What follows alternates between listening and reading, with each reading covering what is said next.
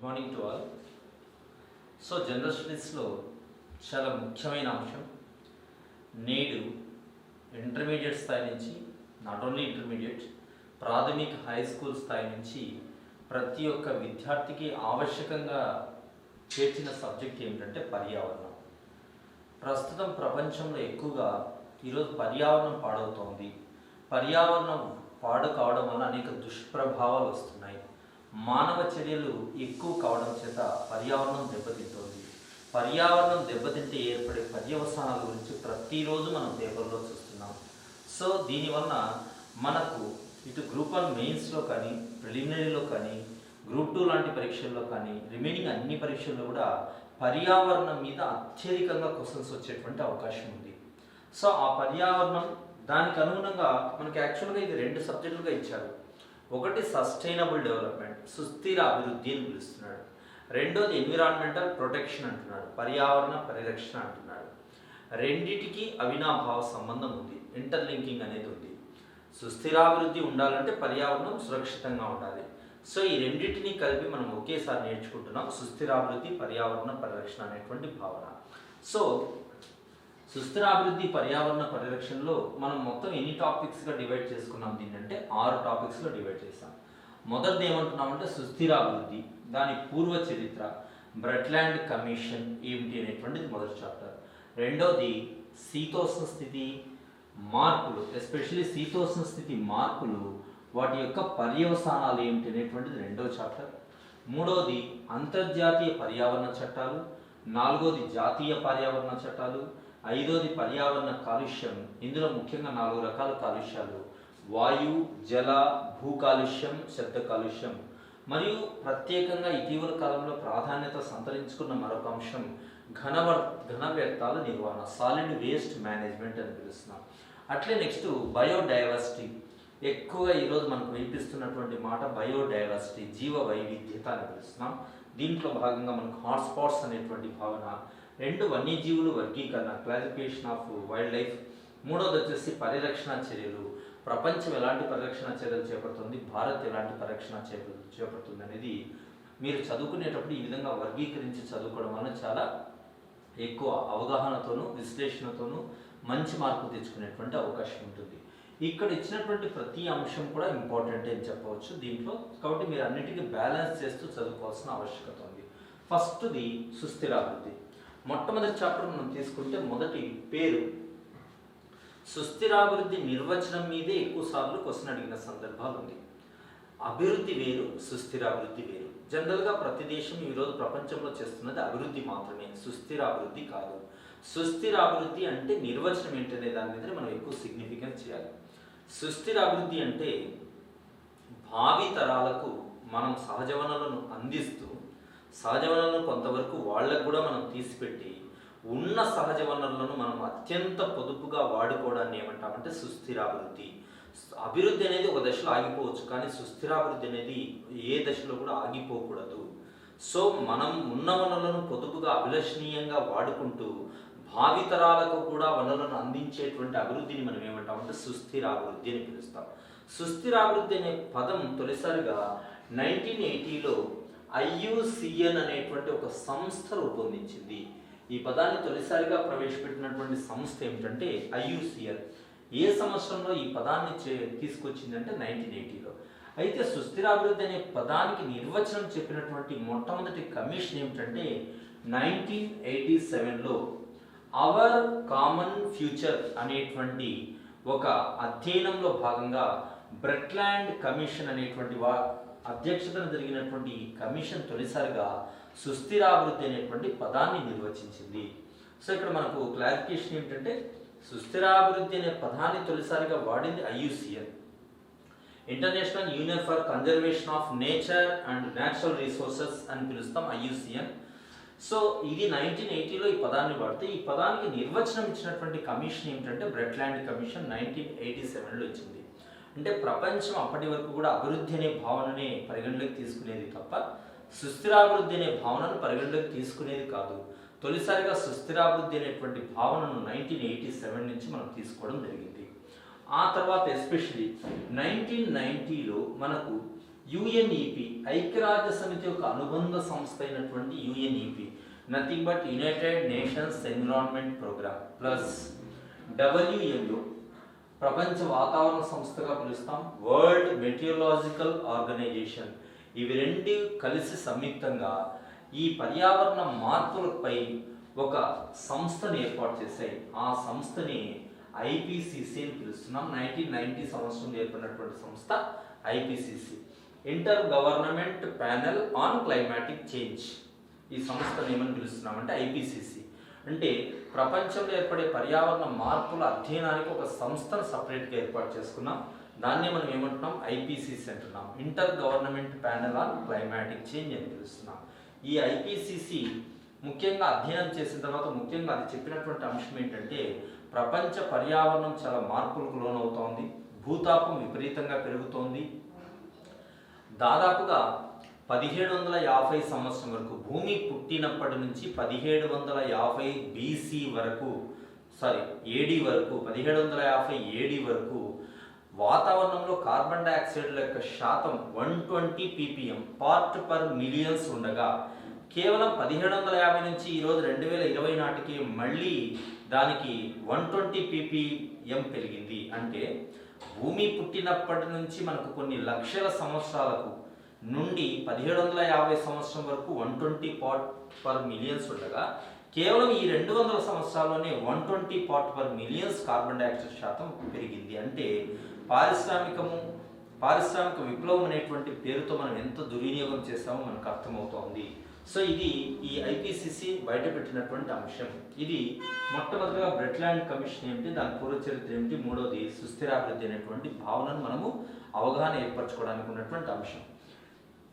ఈ బ్రెట్లాండ్ కమిషన్ మనము ఇచ్చినటువంటి నివేదికను చర్చించడం కోసం, ఎస్పెషలీ బ్రెట్లాండ్ కమిషన్ ఇచ్చినటువంటి నివేదికను చర్చించడం కోసం మనం ప్రపంచంలో తొలిసారిగా 1992లో బ్రెజిల్లోని రియో డిజెనీరో, నథింగ్ బట్ దీన్ని రియో అని పిలుస్తాం, రియోలో తొలి ధరిత్రి సదస్సు జరిగింది.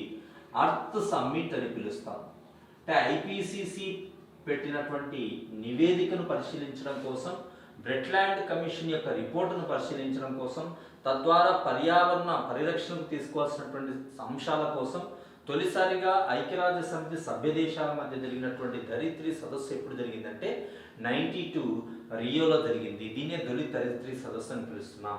ఇక్కడ ప్రపంచ పర్యావరణ పరిరక్షణకు అన్ని సభ్య దేశాలు తీసుకోవాల్సినటువంటి ఒక నినాదంగా ఒక పేరును సృష్టించుకున్నాయి. దీన్ని అజెండా 21 అని పిలిచారు. ఇక్కడ 21 అనేటువంటి పదం 21వ శతాబ్దాన్ని సూచిస్తోంది.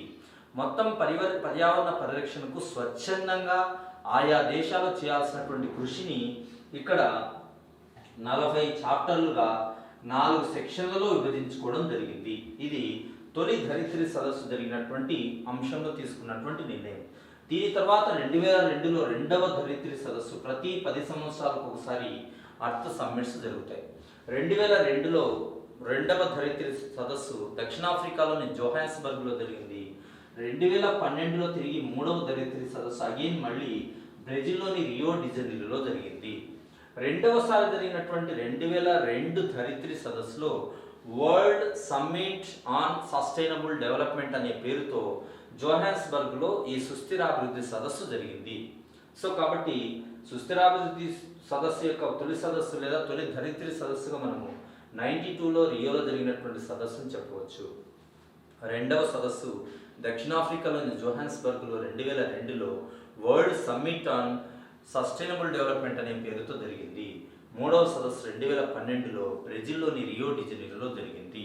ఈ విధంగా పర్యావరణ పరిరక్షణకు చేపట్టాల్సినటువంటి చర్యలను ఈ ధరిత్రి సదస్సులో భాగంగా చర్చించడం, దాని పట్ల ఒక కార్యాచరణను ప్రకటించడం, దాన్ని అమలు చేస్తూ దేశాలు వచ్చాయి. ఇది మొట్టమొదటి చాప్టర్లో మనం చూడాల్సినటువంటి బ్రీఫ్ స్టడీ, సుస్థిరాభివృద్ధి మరియు పూర్వ చరిత్ర మరియు బ్రెట్లాండ్ కమిషన్ యొక్క అంశాలు. ఇకపోతే రెండవది వెరీ వెరీ ఇంపార్టెంట్, శీతోష్ణ స్థితి మార్పు, క్లైమేట్ చేంజెస్ అండ్ ఇంపాక్ట్స్, వాటి యొక్క ఇంపాక్ట్స్ ఏ విధంగా ఉన్నాయి అనేటువంటిది రెండవ చాప్టర్. ఈరోజు బేసిక్గా మనము ఏ పర్యావరణ నివేదిక చూసినా భూతాపం పెరుగుతోంది, భూమి ఉష్ణోగ్రతలు పెరుగుతున్నాయి, భూమి యొక్క సగటు ఉష్ణోగ్రత ఒకప్పుడు 13 డిగ్రీల సెంటీగ్రేడ్ కాగా ప్రస్తుతం 15 డిగ్రీల సెంటీగ్రేడ్ నమోదవుతోంది. భూపడతలానికి కారణాలు ఏమిటి అంటే విపరీతంగా పెరుగుతున్న జనాభా జనసాంద్రతలు కావచ్చు, అడవుల నరికివేత కావచ్చు. నెక్స్ట్ వన్, పారిశ్రామిక విప్లవం పేరుతో పరిశ్రమలు అత్యధికంగా విడుదల చేస్తున్నటువంటి రసాయన క్రిమి సంహారాలు కావచ్చు, వ్యవసాయంలో హరిత విప్లవాన్ని ఎక్కువగా వాడి ఉద్భవిస్తున్నటువంటి వాయువులు కావచ్చు. వీటన్నిటి సమాహారమే మనం ఏం చేస్తున్నాం ఈరోజు యాక్చువల్గా గ్రీన్ హౌస్ ఎఫెక్ట్ అనే పేరుతో పిలుస్తున్నాం. గ్రీన్ హౌస్ ఎఫెక్ట్ వలన జరుగుతున్నటువంటి పర్యవసానాలు ఏమిటి? ఇక్కడ మనం బేసిక్గా మనం చూస్తే ప్రపంచంలో గ్రీన్ హౌస్ వాయువులు అనేటువంటివి 6 వాయువులను గుర్తించడం జరిగింది. ఈ 6 వాయువుల కారణంగానే ఈ పర్యవసానాలన్నీ జరుగుతున్నాయి అనేటువంటిది ఒక అంశం.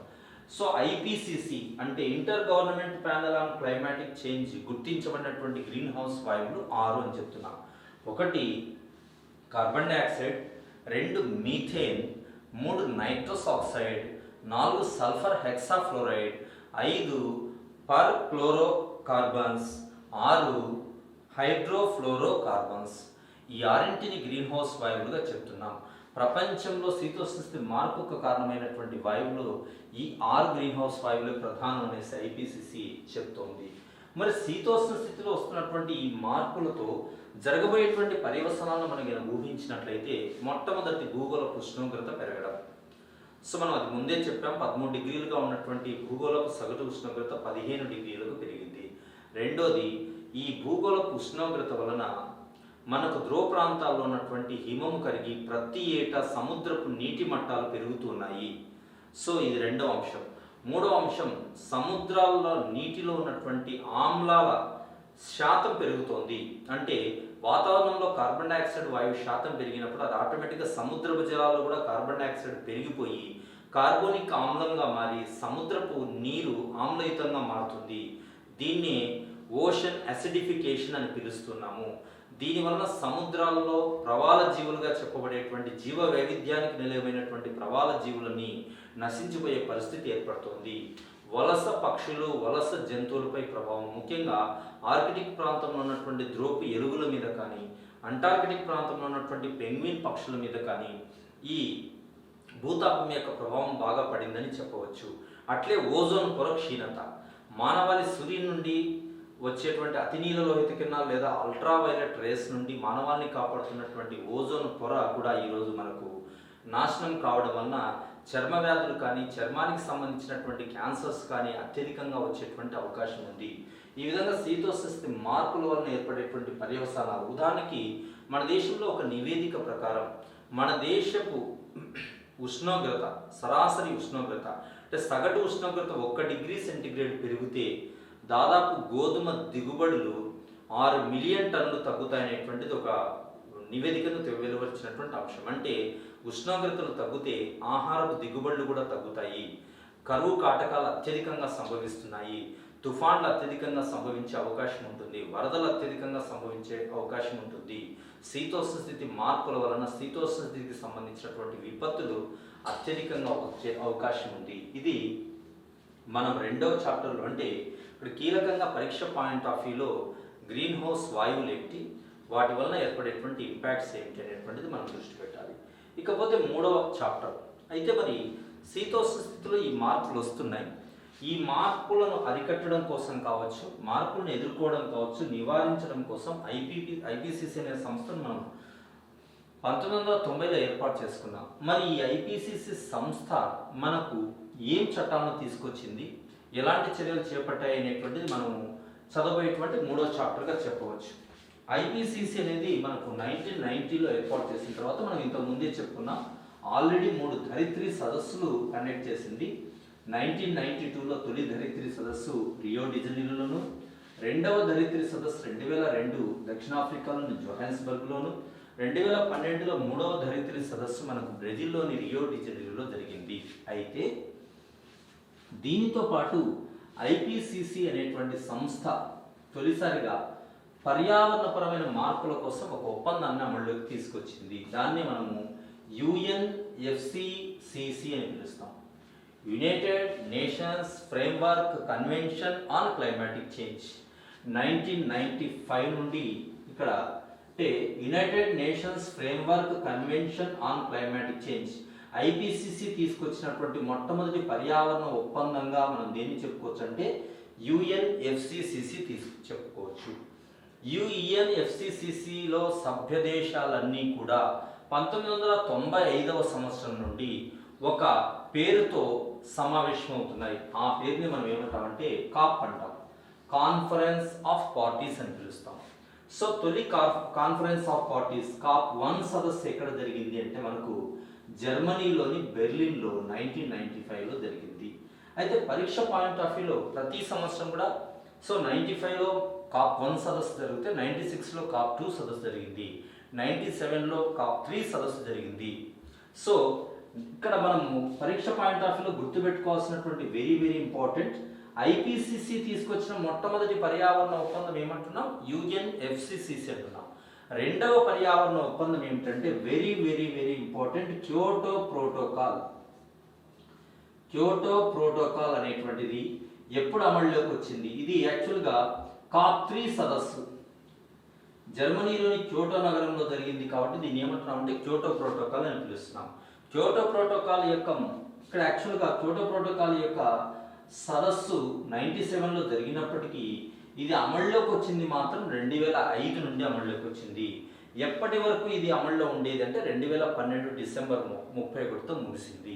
అంటే 2005 నుంచి 2012 వరకు ఉన్నటువంటి రెండవ మనము ఒప్పందాన్ని ఏమంటున్నాం అంటే క్యోటో ప్రోటోకాల్ అని పిలుస్తున్నాం. ఇక్కడ ప్రపంచంలో అన్ని దేశాలను తీసుకోలేదు కానీ క్యోటో ప్రోటోకాల్లో ముఖ్యంగా పారిశ్రామిక పరివర్తన దశలో ఉన్నటువంటి దేశాలు తమ వాతావరణంలో 2012 నాటికి 2005 నాటికి ఉన్నటువంటి కర్బన ఉద్గారాలలో 5.2% తగ్గించాలన్నటువంటి ఒక నియమాన్ని ఇక్కడ కట్టుబడి చేసుకోవడం జరిగింది. 2012 డిసెంబర్ 31 నాటికి తమ కర్బన ఉద్గారాలు ఎంత ఉండాలి అంటే 2005 నాటికి ఎంత కర్బన ఉద్గారాలు ఉన్నాయో వాటిలో 5.2% తగ్గించాలన్న లక్ష్యంతో ఏర్పడినటువంటి రెండవ పర్యావరణ ఒప్పందాన్ని క్యోటో ప్రోటోకాల్ అని పిలుస్తున్నాం. మరి 2012 ఇక యాక్చువల్గా క్యోటో ప్రోటోకాల్ సదస్సు ఈ ఒప్పందం అనేటువంటిది పెద్దగా సక్సెస్ కాలేదు. దీనికి కారణం ఏంటంటే ప్రపంచంలోనే అధిక ఉద్గారాలకు కారణమవుతున్నటువంటి అమెరికా దేశం క్యోటో ప్రోటోకాల్ నుంచి వైదొలిగింది. సో 2012లో క్యోటో ప్రోటోకాల్ అయిపోయింది కాబట్టి 2012 నుంచి ఇప్పటి వరకు మళ్ళీ ఏం చేశారు ప్రపంచం అంటే క్యోటో ప్రోటోకాల్ క్యోటో ప్రోటోకాల్ 2ను అమల్లోకి తీసుకొచ్చారు. క్యోటో ప్రోటోకాల్ 2 అనేటువంటిది ఎప్పటి నుంచి ఎప్పటి వరకు అమల్లో ఉంటుందంటే 2013 నుంచి 2021 వరకు ఉన్నటువంటి దశను ఏమంటున్నామంటే క్యోటో ప్రోటోకాల్ యొక్క సెకండ్ స్టేజ్ అని పిలుస్తున్నాం. మరి 2020 కూడా ఇప్పుడు అయిపోయింది కాబట్టి మరి దీని స్థానంలో ఏం తీసుకొచ్చారంటే అదే వెరీ ఇంపార్టెంట్ మనకు కాప్ 21 సదస్సు, ప్యారిస్లో జరిగినటువంటి కాప్ 21 సదస్సు గురించి మనం ప్రత్యేకంగా ఇప్పుడు పరీక్షల్లో ఇంపార్టెంట్ కాబోతున్నటువంటిది ఏంటంటే కాప్ 21 సదస్సు. వాస్తవంగా కాప్ 21 సదస్సు మనకు 2015వ సంవత్సరంలో ప్యారిస్లో జరిగింది, ఫ్రాన్స్లోని ప్యారిస్లో జరిగింది. కాప్ 21 సదస్సులో చాలా కీలకమైన నిర్ణయాలు తీసుకున్నారు. మొదటి నిర్ణయం ఏమిటంటే ప్రతి దేశం కూడా స్వచ్ఛందంగా తమ ఉద్గారాలను తగ్గించుకోవాలి. ప్రతి 5 సంవత్సరాలకి ప్రతి దేశం కూడా తమ ఉద్గారాల లక్ష్యాలను ప్రకటిస్తూ ఉండాలి. 2020 నాటికి $100 బిలియన్ అభివృద్ధి చెందిన దేశాలు పర్యావరణ హరిత నిధిని ఒక గ్రీన్ ఫండ్ను ఏర్పాటు చేయాలి. దీంట్లో భాగంగానే మన దేశం కూడా 2030వ సంవత్సరానికి 2005 నాటికి ఉన్నటువంటి కర్బన ఉద్గారాలలో 35 నుండి 38% వరకు తమ కర్బన ఉద్గారాలను తగ్గిస్తామని భారత్ ప్రపంచ దేశాలకు ఒక హామీ ఇచ్చింది. సో 2030 నాటికి 2005 నాటి కర్బన ఉద్గారాలు ఉన్నటువంటి ఉద్గారాలలో 35 నుండి 38% తగ్గిస్తానని భారత్ ప్రపంచ దేశాలకు ఒక హామీని ఇవ్వడం జరిగింది. ఈ కాప్ 21 సదస్సు నుంచి ఇటీవల అమెరికా అధ్యక్షుడైనటువంటి ట్రంప్ వైదొలగడం జరిగింది. సో దాని పర్యవసానం ఇప్పుడు చూస్తున్నాం. పర్యావరణ ఒప్పందాన్ని ఉల్లంఘిస్తే ప్రపంచంలో జరిగే అనర్థాలను మనకు కరోనా నేపథ్యంలో కూడా మనం చూడడం జరగవచ్చు. కాబట్టి ఐపీసీసీ తీసుకొచ్చినటువంటి మొదటి పర్యావరణ ఒప్పందం యుఎన్ఎఫ్సిసిసి, రెండవ పర్యావరణ ఒప్పందం క్యోటో ప్రోటోకాల్ 2005 నుంచి 12 వరకు అమల్లో ఉంది. 12 నుంచి 20 వరకు దాని యొక్క రెండవ దశని అమలు చేశారు. 2020 నుంచి మనకు అమలుకు రావాల్సినటువంటిది ఏమిటంటే యాక్చువల్గా COP21 అనేటువంటిది అమలులోకి రావాల్సి ఉంది. సో ప్రపంచ పర్యావరణ చట్టాలు మనం చూసుకున్నట్లయితే ఐపీసీసీ అనేటువంటి సంస్థ ధరిత్రి సదస్సుల ద్వారా కావచ్చు, కాప్ సదస్సుల ద్వారా కావచ్చు, పర్యావరణ చట్టాలను అమలు చేసేలా ప్రణాళికలను సిద్ధం చేస్తూ ప్రపంచ దేశాలను జాగృతం చేస్తుందని చెప్పవచ్చు. ఇకపోతే మన దేశంలో పర్యావరణ చట్టాలు ఎలా అమల్లో ఉన్నాయని మనం చూసినట్లయితే, మన దేశ పర్యావరణ చట్టాలను మనం ఒకసారి గమనిస్తే, వాస్తవంగా ఐపీసీసీ చేపడుతున్నటువంటి నిబంధనలకు అనుగుణంగానే మన దేశం కూడా మన దేశ పర్యావరణ చట్టాలను అమలు చేస్తూ వస్తుంది. ముఖ్యంగా మన దేశం పర్యావరణ పరిరక్షణలో భాగంగా తీసుకున్నటువంటి అతి ముఖ్యమైన నిర్ణయం జూన్ 30, 2008న ఒక యాక్షన్ ప్లాన్ తయారు చేసింది. దీన్నే NAPCC అని పిలుస్తాం. National action plan on climatic change అనేటువంటి ఒక వ్యవస్థను తీసుకొచ్చింది. దీంట్లో భాగంగా ఒకేసారి మన దేశం 8 మిషన్లను ప్రారంభించింది. ఇందులో సౌర మిషన్ ఉంది, జలశక్తి మిషన్ ఉంది, వ్యవసాయ భద్రతా మిషన్ ఉంది, ఆవాసాల సుస్థిర మిషన్ ఉంది. ఇలాంటి 8 మిషన్లను తీసుకుని రావడం జరిగింది. అదే కాకుండా మనము పర్యావరణ పరిరక్షణలో భాగంగా వన్యప్రాణి సంరక్షణ చట్టం 72లో తీసుకొచ్చాం, అటవీ సంరక్షణ చట్టం 1980లో తీసుకొచ్చాం, పర్యావరణ పరిరక్షణ చట్టం 1986లో తీసుకొచ్చాం, బయోడైవర్సిటీ చట్టం 2002లో తీసుకొచ్చాం. నెక్స్ట్ వన్ ఆదివాసీ హక్కుల చట్టం 2006వ సంవత్సరంలో ఆదివాసీ హక్కుల చట్టాన్ని తీసుకుని రావడం జరిగింది. అంటే ఇక్కడ వన్యప్రాణి సంరక్షణ చట్టం, అటవీ సంరక్షణ చట్టం, పర్యావరణ పరిరక్షణ చట్టం, జీవ వైవిధ్య చట్టం, అట్లే ఆదివాసీ హక్కుల చట్టాన్ని కూడా మనం రూపొందించుకున్నాం. ఇవన్నీ మన దేశం పర్యావరణ కోసం రూపొందిస్తున్నటువంటి అంశాలు. అదే కాకుండా ఇందాకే చెప్పుకున్నాం, మనం శక్తి డిమాండ్ను దృష్టిలో పెట్టుకొని మనము సాంప్రదాయ ఇంధన వనరులతో అయితే ఎక్కువ కాలుష్యం అనేది వస్తూ ఉంది కాబట్టి మనము సాంప్రదాయేతర ఇంధనం వైపుగా దిశగా పయనిస్తున్నాం. ముఖ్యంగా ఇక్కడ చెప్పుకోవాల్సింది COP21 సదస్సులో మోడీ తీసుకున్నటువంటి నిర్ణయం. COP21 సదస్సులో మోడీ ఒక అలయన్స్ని ఏర్పాటు చేశారు. దీన్ని ఏమంటున్నామంటే అంతర్జాతీయ సౌర కూటమి అనేటువంటి దాన్ని ఏర్పాటు చేశారు. దీని ఉద్దేశం ఏంటంటే కర్కట రేఖకు మకర రేఖకు మధ్య ఉన్నటువంటి దేశాల్లో ఉష్ణోగ్రతలు చాలా ఎక్కువ. ఎందుకంటే ఇక్కడ సూర్యకిరణాలు నిలువుగా పడతాయి కాబట్టి ఇక్కడ ఉన్నటువంటి దాదాపు 121 దేశాలతో ఏర్పాటు చేసినటువంటి అలయన్స్ని ఏమంటున్నామంటే ఇంటర్నేషనల్ సోలార్ అలయన్స్ అని పిలుస్తున్నాం. ఈ దేశాలు సౌరశక్తిని చాలా ఎక్కువగా వినియోగించుకోవచ్చు. దీని యొక్క ప్రధాన కేంద్రం మన దేశంలోనే మోడీ ఏర్పాటు చేయడం జరిగింది. దీనికి కానీ మోడీకి ఒక అవార్డును కూడా ఇవ్వడం జరిగింది. సో ఈ సోలార్ అలయన్స్లో ఉన్నటువంటి దేశాలు సోలార్ శక్తికి సంబంధించినటువంటి ఒప్పందాల విషయంలోనూ కావచ్చు, ఒకదానికొకటి పరస్పరం సహకరించుకోవాలన్నటువంటి ఉద్దేశంతో అంతర్జాతీయ సౌర కూటమిని ఏర్పాటు చేసినటువంటి ఘనత మోడీకి దక్కడం జరిగింది. ఈ విధంగా మన దేశం కూడా జాతీయ పర్యావరణ చట్టాలను రూపొందిస్తూ పర్యావరణ పరిరక్షణకు మన వంతు పాత్రను మనం పోషిస్తూ ఉన్నాము. ఇది అంతర్జాతీయ పర్యావరణ చట్టాలు. నెక్స్ట్ జాతీయ పర్యావరణ చట్టాలు.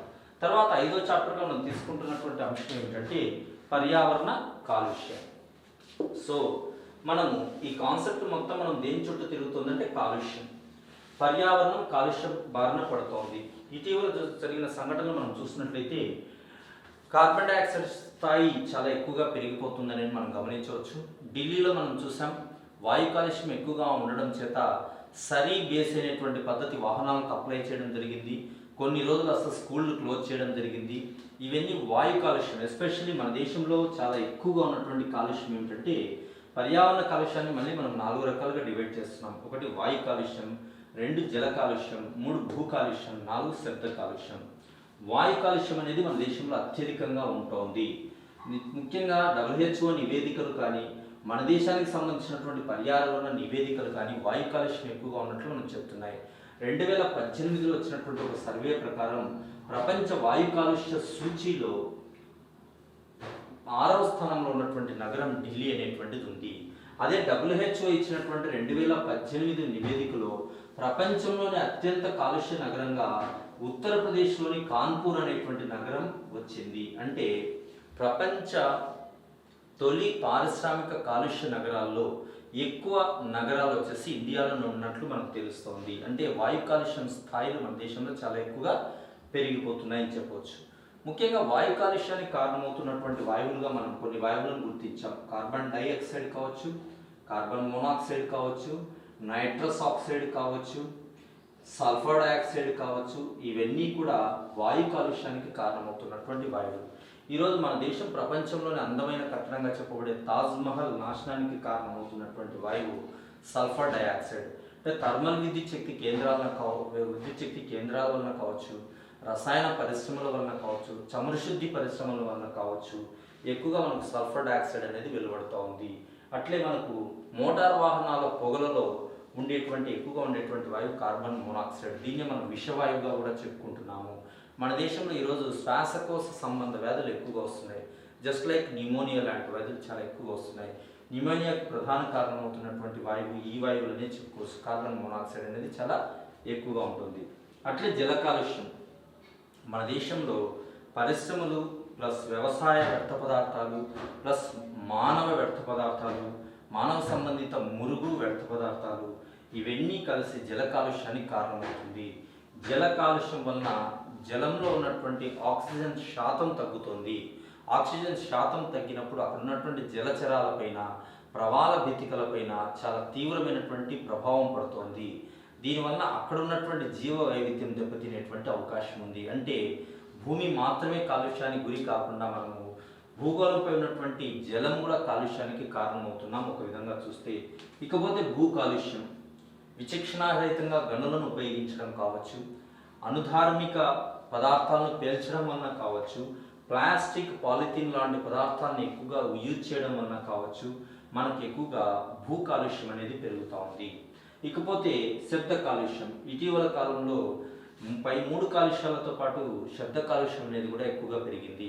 శబ్ద కాలుష్య తీవ్రతను బేసిక్గా డెసిబుల్స్లో కొలుస్తాం. అంటే పెరుగుతున్న పోటీ వాతావరణం దృష్ట్యా నగరాల్లో కావచ్చు, పట్టణాల్లో కావచ్చు, శబ్ద కాలుష్యం కూడా తీవ్ర స్థాయిలో ఉన్నట్లు మనం గుర్తించడం జరిగింది.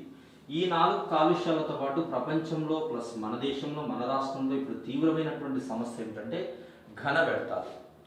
మానవ సంబంధిత మురుగు కావచ్చు, మనం వాడి పారేసినటువంటి ప్లాస్టిక్ కావచ్చు, పాలిథీన్ కావచ్చు, ఇవన్నీ కూడా ఘన వ్యర్థాలుగా మనం రూపొందిస్తున్నాం. ఘన వ్యర్థాల నిర్వహణ అనేది ఇప్పుడు ప్రభుత్వాలకు ఒక పెద్ద సవాలుగా మారుతోంది. సో ఘన వ్యర్థాలను సక్రమంగా నిర్వహించాలనే దానికి ఒక నివేదిక ప్రకారం మన దేశంలో ప్రతిరోజు 62 మిలియన్ టన్నుల ఘన వ్యర్థాలు ఉత్పత్తి అవుతున్నాయనేటువంటిది ఒక అంచనా వేస్తున్నారు. సో ఘన వ్యర్థాలను సరైనటువంటి పద్ధతిలో ఇన్సిరేషన్ అనేటువంటి పద్ధతి కావచ్చు, వాటర్ ఫిల్లింగ్ అనేటువంటి పద్ధతి ద్వారా కావచ్చు, కంపోస్టింగ్ అనేటువంటి పద్ధతి ద్వారా కావచ్చు, ఘన వ్యర్థాలను సరైన పద్ధతులు నిర్వహించాల్సినటువంటి ఆవశ్యకత ఉంది. ఇది 5వ చాప్టర్లో మనం కాలుష్యం ఎన్ని స్థాయిలో ఉంది, దానికి తీసుకోవాల్సినటువంటి చర్యలు ఏమిటి అనేటువంటిది మనం దృష్టి పెట్టాల్సినటువంటి 5వ అంశం. ఇకపోతే లాస్ట్ అంశం ఏమిటంటే మనకు జీవ వైవిధ్యత. ఇటీవల పరీక్షల్లో చాలా ఇంపార్టెంట్ భావన, ప్లస్ గ్రూప్ 1 పరీక్షలో తప్పనిసరిగా మన మెయిన్స్లో ఒక క్వశ్చన్ దేని మీద రావచ్చు అంటే జీవ వైవిధ్యత. ప్రస్తుతం ప్రపంచవ్యాప్తంగా జీవ వైవిధ్యతకు ముంపు పొచ్చి ఉంది. జీవ వైవిధ్యత దెబ్బతినడం వల్ల ప్రపంచం అనేక అనర్థాలు సంభవిస్తున్నాయి. కొన్ని జీవజాతుల మనుగడే ప్రశ్నార్థకం అయిపోతూ ఉంది. ముఖ్యంగా మానవ జాతే దీనికి ప్రధాన కారణం అనేటువంటి అంశంలో చెప్తున్నారు. అసలు జీవ వైవిధ్యం అంటే సో ప్రపంచంలో ఉన్నటువంటి అనేక జీవజాతుల మధ్య, వాటి జన్యువుల మధ్య, వాటి ఆవాసాల మధ్య ఉన్నటువంటి వైవిధ్యాన్ని ఏమంటున్నాం అంటే జీవ వైవిధ్యత అని పిలుస్తున్నాం. జీవ వైవిధ్యతలో భాగంగా మనం నేర్చుకోవాల్సిన అంశాలను 3 భాగాలుగా వర్గీకరించారు. ఒకటి హాట్స్పాట్స్, బయోడైవర్సిటీ హాట్స్పాట్స్ అంటున్నాం. అంటే అత్యధిక జీవ వైవిధ్యానికి నిలయమై ముంపు పొంచి ఉన్న ప్రాంతాలను ఏమంటాం అంటే హాట్స్పాట్స్ అని పిలుస్తున్నాం. సో అత్యధిక జీవ వైవిధ్యానికి నిలయమై, ఉదాహరణకి మనకు మన దేశంలో వెస్టర్న్ ఘాట్స్, పశ్చిమ కనుమలు అనేటివి అత్యధిక జీవ వైవిధ్యానికి నిలయం. అక్కడ వైవిధ్యానికి పొంచి ఉన్నటువంటి ముప్పుని ఏమంటున్నామంటే మనం హాట్స్పాట్స్గా గుర్తిస్తున్నాం. ఉదాహరణకి ఈరోజు కేరళలో వరదలు చాలా తీవ్రంగా వచ్చాయి, చాలా ఎక్కువ నష్టపోయాం. దీనికి కారణం ఏంటంటే పశ్చిమ కనుమల్లో జరిగినటువంటి పర్యావరణ కాలుష్యమనే చెప్పవచ్చు. అక్కడ ఉన్నటువంటి జీవజాతులు దెబ్బతినడానికి ఈరోజు ఆస్ట్రేలియాలో కార్చిచ్చు వలన ఎన్నో కోట్ల జీవజాతులు దాంట్లో అంతరించిపోవడం జరిగింది. సో ప్రపంచంలో జరుగుతున్నటువంటి జీవ వైవిధ్యతను మనం గుర్తించాలి. హాట్స్పాట్స్ భావనను ఆసియా పసిఫిక్లో 14 హాట్స్పాట్స్ను గుర్తించారు. మన దేశంలో కూడా పశ్చిమ కనుమలు కానీ, హిమాలయాలు కానీ హాట్స్పాట్స్ కింద గుర్తించడం జరిగింది. ముఖ్యంగా మనం ఈ హాట్స్పాట్స్ను కాపాడుకోవాల్సినటువంటి ఆవశ్యకత కలదు. ఇది హాట్స్పాట్స్ అనేటువంటి భావన. ఎస్పెషలీ వన్యజీవులు ప్లస్ వర్గీకరణ. అంటే ప్రపంచవ్యాప్తంగా ఉన్నటువంటి వన్యజీవుల్లో ఏవేవి ప్రమాదంలో పడిపోయాయి, ఇప్పటికే కొన్ని జీవజాతులు అంతరించిపోయాయి, కొన్ని జీవజాతుల మనుగడ ప్రశ్నార్థకమవుతోంది. ఇప్పుడు కాకపోయినా భవిష్యత్తులో మరికొన్ని జీవజాతులు అంతరించిపోయేటువంటి ప్రమాదం వస్తే ఏమిటంటే IUCN. నేను ఇందాకే చెప్పాను, international union for conservation of nature and natural resource అనేటువంటి సంస్థ ప్రతి సంవత్సరం ప్రమాదంలో ఉన్నటువంటి జీవజాతుల జాబితాను ప్రవేశపెడుతుంది. దీని ప్రకారం ప్రమాదంలో ఉన్నటువంటి జీవజాతులను ఇలా వర్గీకరిస్తారు. ఒకటి ఎక్స్టింక్ట్ అంటాం, ఎక్స్టింక్ట్. రెండోది ఎక్స్టింక్ట్ ఇన్ ద వైల్డ్ అని పిలుస్తాం. మూడోది క్రిటికల్లీ ఎండేంజర్డ్ అంటాం. నాలుగోది ఎండేంజర్డ్ అంటాం.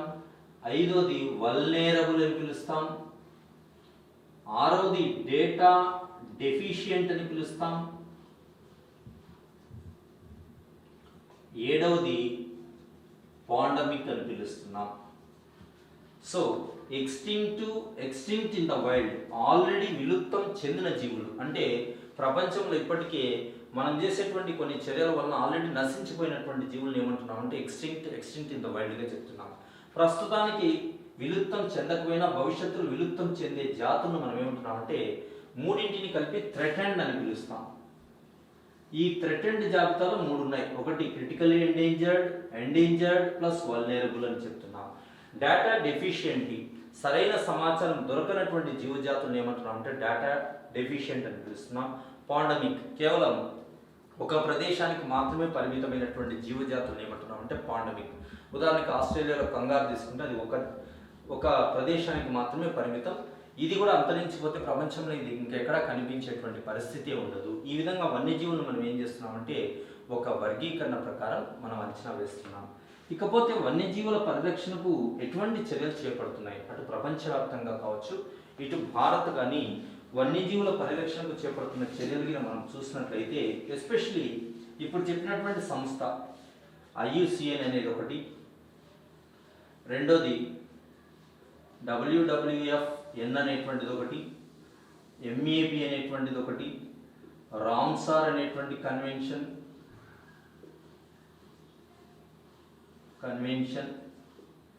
సైట్స్ అనేటువంటి ఒక ఒప్పందం, కన్వెన్షన్ ఆన్ బయోలాజికల్ డైవర్సిటీ అనేటువంటిది ఒక ఒప్పందం. అంటే ప్రపంచంలో జీవ వైవిధ్యతను కాపాడడానికి కొన్ని సంస్థలు కొన్ని రకాలుగా కొన్ని ఒప్పందాల ద్వారా మనకు కృషి చేస్తున్నాయి.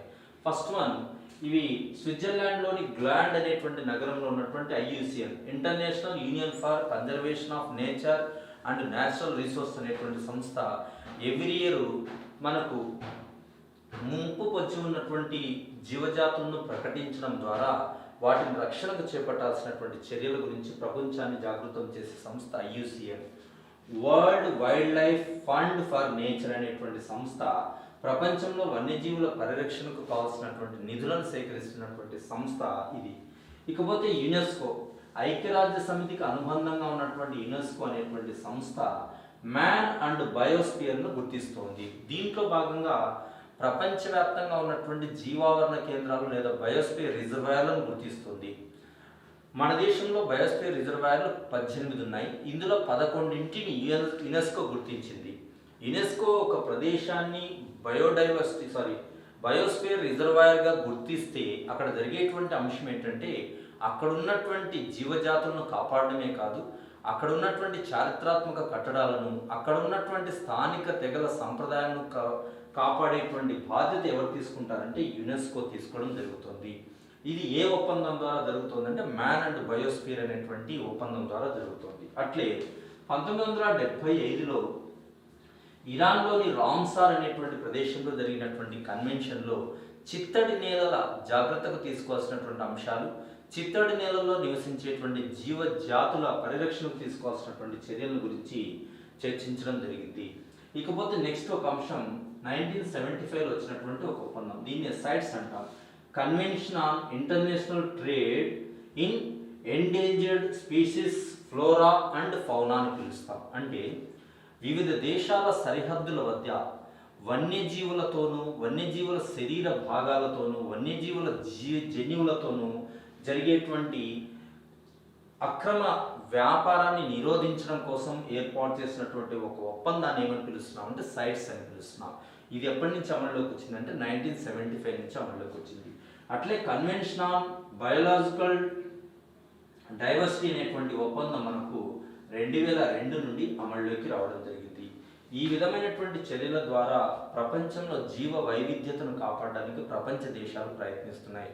అట్ ద సేమ్ టైం మన దేశం కూడా ముందే చెప్పుకున్నాం, కొన్ని రకాల చట్టాలు, వన్యప్రాణి సంరక్షణ చట్టం కావచ్చు, పర్యావరణ పరిరక్షణ చట్టం కావచ్చు, ఇలాంటి చట్టాల ద్వారా కాపాడుతూనే మన దేశం ఎస్పెషల్లీ జీవ వైవిధ్యత పరిరక్షణ కోసం మనం ఏం చేస్తున్నామంటే మన దేశంలో ఉన్నటువంటి కొన్ని ప్రాంతాలను బయోస్పియర్ రిజర్వాయర్, నథింగ్ బట్ జీవావరణ కేంద్రాలు గాను, జాతీయ పార్కులు గాను, నేషనల్ పార్క్స్ అంటున్నాం, వన్యప్రాణి సంరక్షణ కేంద్రాలు, వీటిని శాంచురీస్ అని పిలుస్తాం. వన్యప్రాణి సంరక్షణ కేంద్రాలు గాను, కమ్యూనిటీ రిజర్వ్ గాను ప్రకటించి వాటిని కాపాడడం జరుగుతోంది. జీవావరణ కేంద్రాలు, జాతీయ పార్కులు, వన్యప్రాణి సంరక్షణ కేంద్రాలు, కమ్యూనిటీ రిజర్వ్ అనేటువంటి ప్రాంతాలుగా ప్రకటించి ఆ ప్రదేశాల్లో ఉన్నటువంటి జీవజాతులను సహజ ఆవాసాల్లో పెంచుతూ ఆ జాతుల యొక్క పరిరక్షణకై భారత ప్రభుత్వం అనేక చర్యలు చేపడుతూ ఉంది. ఇది పర్యావరణం, దీనికి సంబంధించినటువంటి ముఖ్యమైన అంశాలు. సో ఇక్కడ వస్తున్నటువంటి ప్రతి అంశము ఇంపార్టెంటే. ఇది గ్రూప్ 2 రాసే వాళ్ళకైతే తక్కువ స్థాయిలో చదవాలి, గ్రూప్ 1 రాసే వాళ్ళైతే చాలా తీవ్ర స్థాయిలో ఎక్కువ స్థాయిలో చదవాలి. నేటి group 1 main syllabus science and టెక్నాలజీని మనం ఇలా పరిశీలిస్తే పర్యావరణానికి అత్యధిక ఇంపార్టెన్స్ ఇవ్వడం జరుగుతోంది. పర్యావరణం మీద ఒక ఎస్సే కూడా వచ్చేటువంటి అవకాశం ఉంది. కాబట్టి ఈ సుస్థిరాభివృద్ధి పర్యావరణ పరిరక్షణ అనేటువంటిది ఖచ్చితంగా మీరు చదవాల్సినటువంటి ఆవశ్యకత ఉంది. సో ఇది జనరల్ స్టడీస్లో భాగంగా మనం చెప్పుకుంటున్నటువంటి ఇది ఒక సబ్జెక్ట్. సో ఈ రూపంలో మీరు ఒక సమగ్రమైనటువంటి అవగాహనతో గిన చదవగలిగితే దీంట్లో కూడా మీరు మంచి స్కోర్ సాధించేటువంటి అవకాశం కలుగుతుంది. Okay, thank you.